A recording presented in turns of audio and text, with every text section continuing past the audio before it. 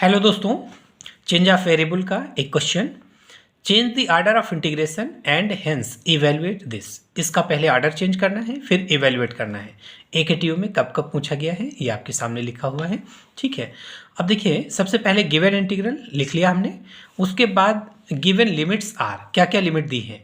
देखिए एक्स के टर्म में है, इसका मतलब ये इंटीग्रल किसका होता है, वाई का। अगर एक्स के टर्म में लिखा होता है लिमिट इंटीग्रल में एक्स के टर्म में होती है तो वो इंटीग्रल वाई का होता है।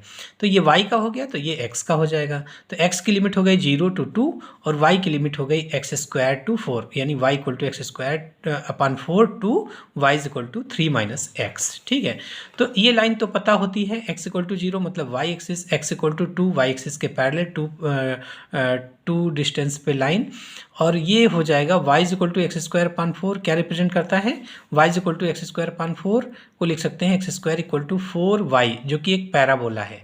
इसको थोड़ा फिर से देख लीजिए, ये क्या रिप्रेजेंट करेगा, y is equal to 3 minus x को हम लोग लिख सकते हैं x प्लस, इसको उधर कर लो, x plus y equal to 3 से डिवाइड कर लो तो x upon 3 plus y upon 3 equal to 1। यानी ये एक स्ट्रेट लाइन है, ये पैराबोला है, बाकी दो लाइन है। इनको ड्रा कर लीजिए, तो इनको ड्रा करने पर जो रीजन बाउंड होगा, ठीक है, वो आपको मिल जाएगा। तो देखिए हमने सबसे पहले पैराबोला खींच लिया, y square is equal to 4x, y is equal to x square equal to 4y। इसका मतलब वाई एक्सिस की पॉजिटिव डायरेक्शन की तरफ उसका माउथ होगा। ठीक है, यानी एक्सिस उसका वाई एक्सिस का पॉजिटिव डायरेक्शन होगा। तो इस तरीके से ये पैराबोला बन गया x square equal to 4y। ठीक है, और ये line x upon 3 plus y upon 3 intercept form में है, यानी x एक्सिस से 3 का इंटरसेप्ट, 1 2 3 का इंटरसेप्ट, और y एक्सिस से भी 3 का इंटरसेप्ट कट करती हुई ये लाइन हो जाती है। इंटरसेप्ट फॉर्म में बना लो तो यहाँ से 3 डिस्टेंस ले लो, ये वाली और ये वाली डिस्टेंस इधर से 2 पॉइंट मिल गए, इनको मिला दो तो वो लाइन हो जाती है इंटरसेप्ट फॉर्म की, ये वाली।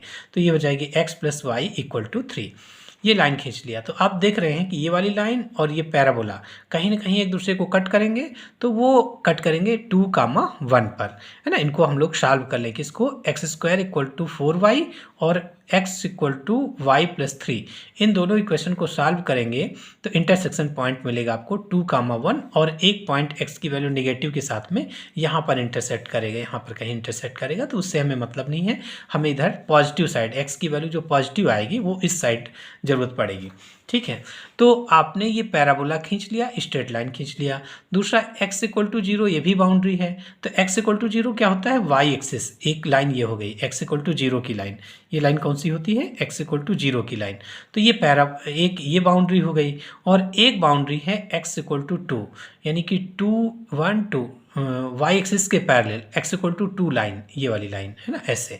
तो इस लाइन पर सिर्फ एक पॉइंट होगा, है ना। तो देखिए रीजन आपका जो है इन दो लाइन के बीच में होगा, इन दो लाइन के बीच में होगा, x इक्वल टू 0 और x इक्वल टू 2 के बीच में होगा।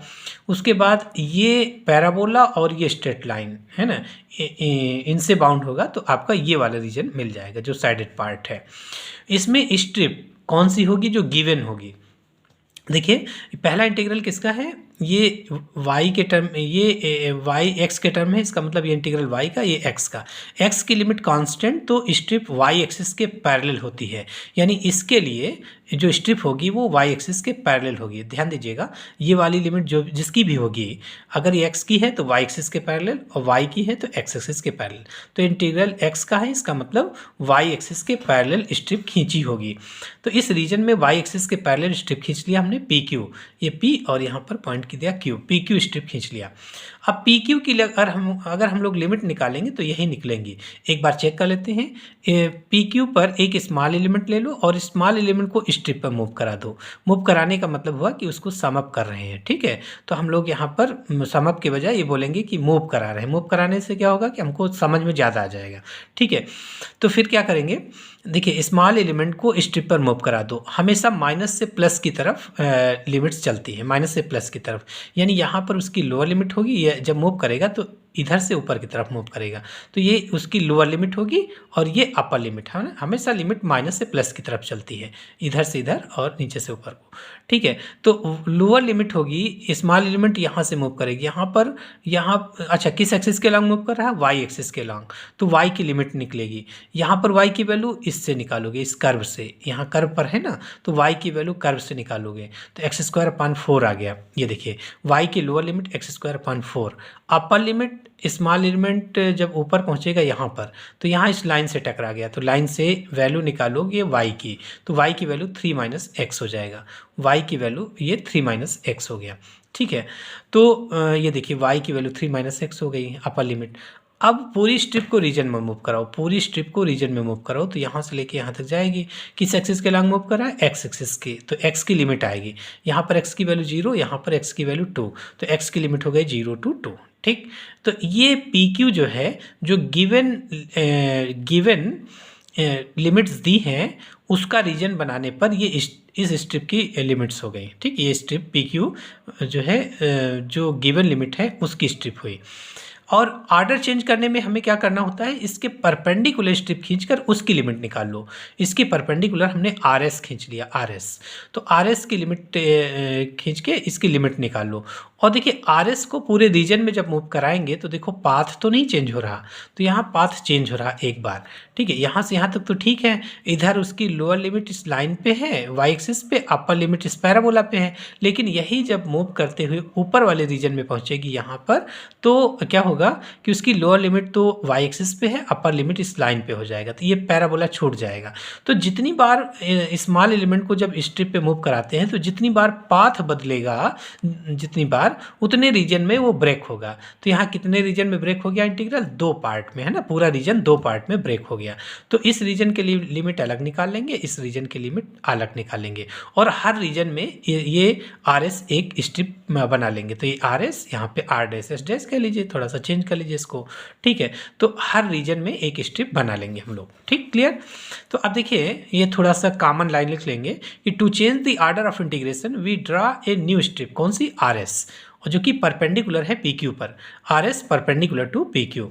नाउ लिमिट्स आर है ना, new limits are, new limits are क्या हो जाएगी, न्यू लिमिट्स देखिए 2 रीजन में ब्रेक है, तो एक रीजन हम आपका ओ ए बी है, तो इन रीजन ओ ए बी इसमें क्या आएगा, स्मॉल एलिमेंट को स्ट्रिप पे मूव करा दो, किसकी लिमिट आएगी, एक्स की, क्यों, क्योंकि एक्स एक्सिस के पैरेलल चल रहे हैं, तो एक्स की लिमिट यहाँ से, यहाँ पर एक्स की वैल्यू 0, और इधर आएंगे तो एक्स की वैल्यू कर्व से निकालना पड़ेगा, इस पैराबोला से निकालेंगे, तो एक्स की वैल्यू हो जाएगी √4y, प्लस माइनस होगा, लेकिन एक्स की वैल्यू प्लस इधर माइनस इधर होगा, तो इधर तो फिगर ही नहीं है, तो एक्स की वैल्यू हो जाएगी √4y। ठीक है, तो x की लिमिट हो गई 0 to √4y का मतलब 2√y हो गया। पूरी स्ट्रिप को रीजन में मूव करा दो, पूरी स्ट्रिप को रीजन में मूव करा दो, तो यहाँ से यहाँ तक जाएगा, किस एक्सिस के लॉन्ग मूव कर रहा है, वाई एक्सिस के, तो y की लिमिट आएगी कहाँ से कहाँ तक, 0 से लेके 1 तक। ठीक है, तो y की लिमिट हो गई 0 to 1। अब ऊपर वाले रीजन में इसके ऊपर चले जाइए, इसके ऊपर गए तो स्ट्रिप आपकी यहाँ पर आई, तो इस स्मॉल एलिमेंट को स्ट्रिप पे मूव करा दो, किसकी लिमिट आएगी, x की, दूसरे रीजन में, इन रीजन ए बी सी है ना, हमने बताया कि जितने रीजन में ब्रेक होगा उतनी लिमिट आपको इंटीग्रल उतने पार्ट में ब्रेक होगा उतनी लिमिट निकालनी होगी। तो देखिए स्मॉल एलिमेंट को स्ट्रिप पे मूव करा दो, किसकी लिमिट आएगी, x की, क्या लिमिट होगी, यहाँ पर x की वैल्यू 0 और यहाँ पर x की वैल्यू इस लाइन से निकालेंगे, जब लाइन पर आ जाएंगे तो उस लाइन से निकालेंगे, लाइन या कर्व पर आ गए तो वैल्यू लाइन या कर्व से निकालेंगे। तो x की लिमिट हो गई 0 to, इससे x की वैल्यू निकालो 3 माइनस वाई, तो x की लिमिट हो गई 0 to 3 माइनस वाई।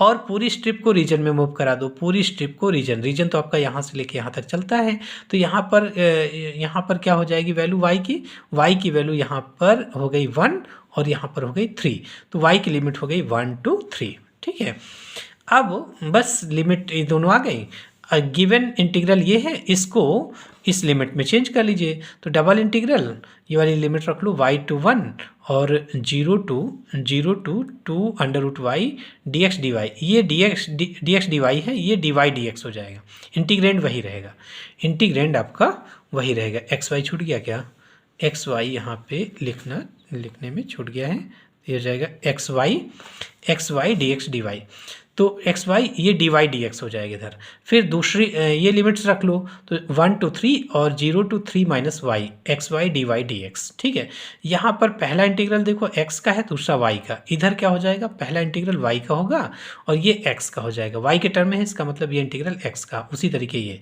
ठीक है, तो ऑर्डर चेंज करने में यही होता है कि इंटीग्रल चेंज होते हैं, ये एक्स का है, ये एक्स का है, ये वाई का, तो इधर उल्टा हो जाएगा, पहला वाला वाई का, ये एक्स का हो जाएगा। ठीक है, इस तरीके से तो ऑर्डर चेंज हो गया। एक तो कहा था कि ऑर्डर चेंज करो हेंस इवेल्युएट, तो ऑर्डर तो चेंज हो गया, एक आंसर तो ये हो गया।